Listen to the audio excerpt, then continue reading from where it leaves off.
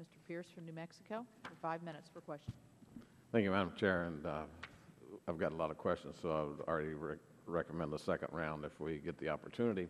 A couple of observations in that I read the report here and I see the word straight up, too complicated, clear, concise, and I mean, I didn't have much interest in what our colleagues up behind me were asking about the confirmation process, but you're demanding something from the people you will enforce things over that you're not willing to give yourself, and that is straightforward, clear, concise answers, and that created a lot of the repetitive questions.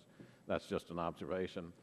The second thing is that as I hear you testify, you're talking about the protection of consumers, and you build this process in as if the government agency is going to solve this problem, and I'd like to believe in it, but frankly, I'm going to think about the SEC and Mr. Madoff, and I'm going to believe that in 2 years your agency is going to be operating exactly the same, that it's simply out there grinding wheels away, and that it might also itself fall short of being this angel.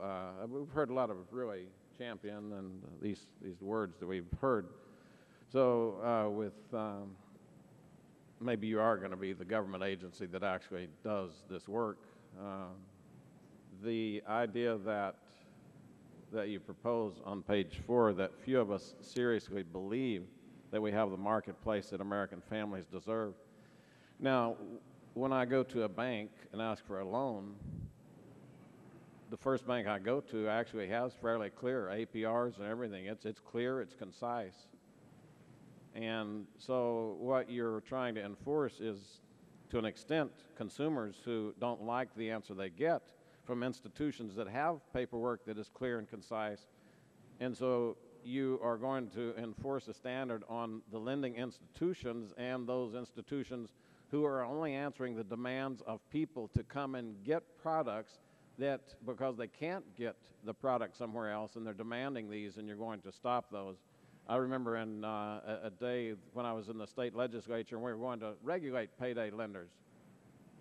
Those people who charge $20 for loaning you $100 for a month. And I too felt like that was too exorbitant. It was thousands of percent. I got back to my hometown, and one of the guys that worked in the oil field came up and said, "What damn business is it of yours if I borrow $100 a day and want to pay back $120? And that still rings clear, and I think maybe at some point you should ask that to your agency. So the question that I have, it's my understanding from what you're saying that we would not be here. Page 8, we would not be here. We would, if the basic rules of the road in place for mortgages were consistently enforced, protecting consumers, we would not be here.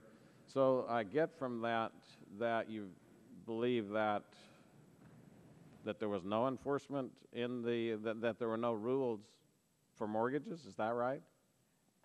Congressman, I think it's fair to say that this economic crisis started. No, I'm asking you.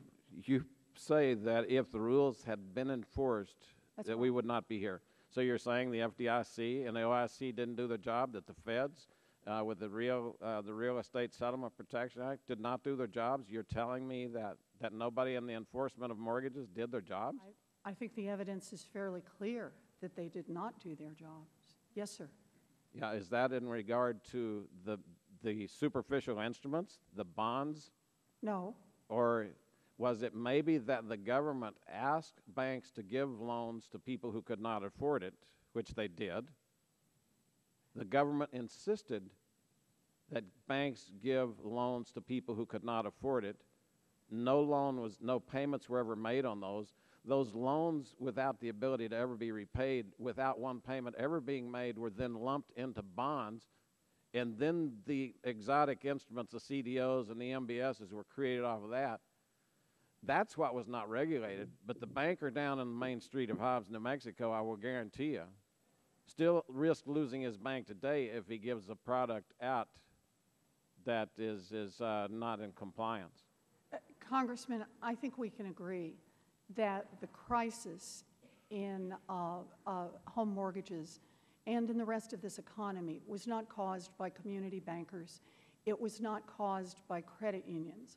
It was caused one mortgage at a time with mortgage brokers and who put out products that were extraordinarily dangerous and often deceptive to those who took them. I think there is ample evidence of what went wrong on the front end of this crisis. And there's ample Family evidence by that the family. rating agencies rated those as AAA. And I don't see that anywhere in your scope of work, and I do have a second round if we get there. Madam Chair, thank you. Thank you.